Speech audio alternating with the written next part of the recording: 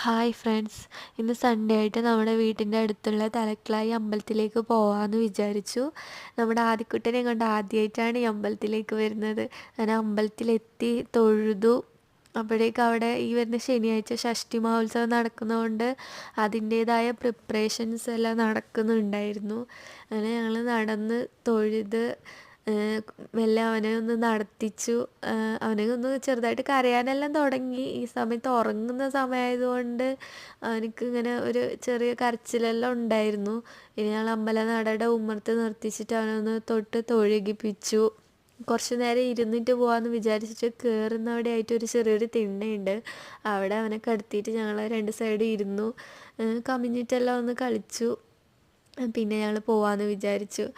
ഇങ്ങനെ voice over എല്ലാം കൊടുത്തിട്ട് ഉള്ളൊരു വീഡിയോ ഞങ്ങളുടെ ചാനൽ ആദ്യമായിട്ടാണ്. അപ്പോൾ എല്ലാവർക്കും ഇഷ്ടപ്പെടുകയാണെന്നുണ്ടെങ്കിൽ ലൈക്ക് ചെയ്യുക, ഷെയർ ചെയ്യുക.